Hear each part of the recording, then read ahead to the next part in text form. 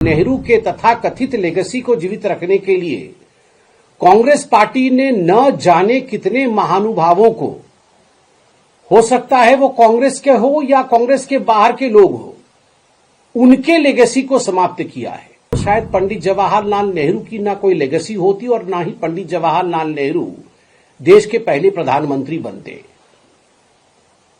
Sideways रखा गया और दरकिनार किया गया सरदार पटेल को। हम तो स्पष्ट रूप से कहते, न पंडित नेहरू होते, न कश्मीर की समस्या होती। 8 दिसंबर 2025 पार्लियामेंट में वंदे मातरम पर डिस्कशन आरंभ होगा। हम सभी को माननीय प्रधानमंत्री जी को सुनने का सौभाग्य भी मिलेगा और वंदे मातरम को लेकर हम सब में ज्ञान वृद्धि होगी। और दूसरा महत्वपूर्ण विषय है कि जिस प्रकार परसों अर्थात 5 दिसंबर को सोनिया गांधी जी ने एक कार्यक्रम के दौरान कहा था कि द रूलिंग डिस्पेंसेशन अर्थात भारतीय जनता पार्टी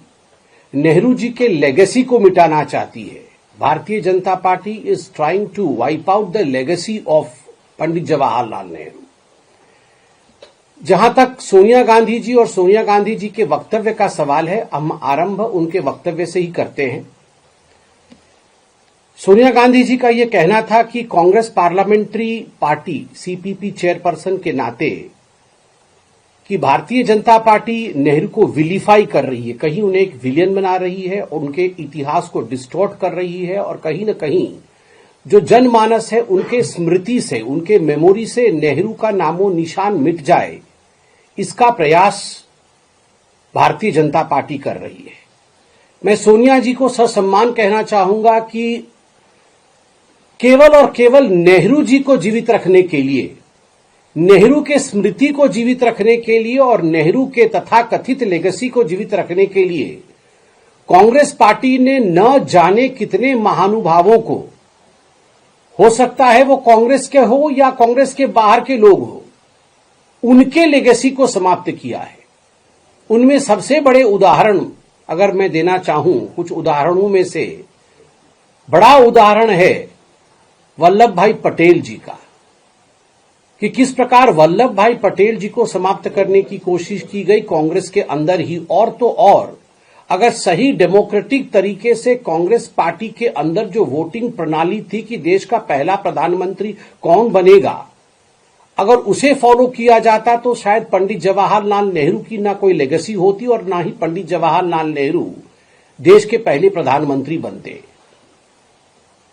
साइडवेज रखा गया और दरकिनार किया गया सरदार पटेल को। ठीक उसी प्रकार सुभाष चंद्र बोस जी को कई वर्षों तक जिस प्रकार उनकी उपेक्षा की गई और जिस प्रकार उनके विषय में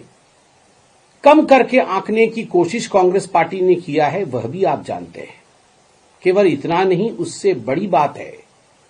कि बाबा साहेब अंबेडकर जिन्होंने भारत के संविधान को रचा, who was the chairman of the drafting committee of the Indian constitution,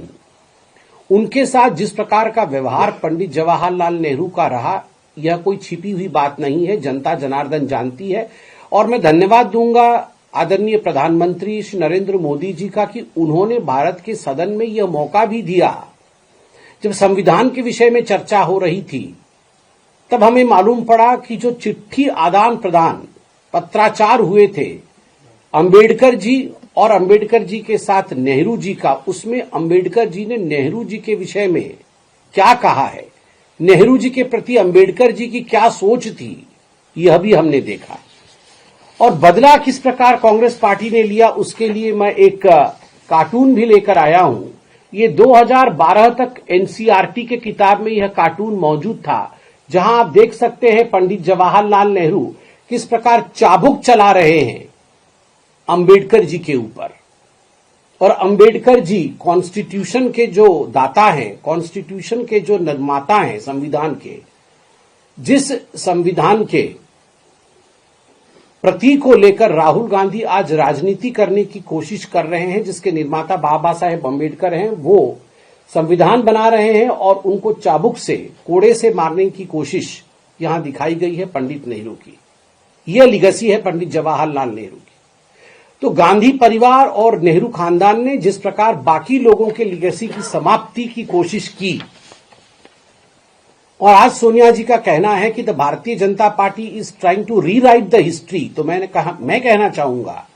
the BJP is not trying to rewrite the history, the BJP is trying to rectify the history and give due to the people who really contributed towards independence of this country and to the various facets of this country. साथ ही सोनिया जी का यह भी कहना था कि इस कोशिश में भारतीय जनता पार्टी पंडित नेहरू के जो सोशल, पॉलिटिकल और इकोनॉमिक फाउंडेशंस थे उन्हें समाप्त कर रही है। हम तो स्पष्ट रूप से कहते, न पंडित नेहरू होते, न कश्मीर की समस्या होती, न पंडित नेहरू होते, और शुरू से ही भारत में गरीबी हटाओ का जो तथाकथित आंदोलन चला, जिसमें केवल स्लोगनरिंग हुआ मगर जिसमें जमीन पर कोई काम नहीं हुआ, उससे भी हम निजात पाते।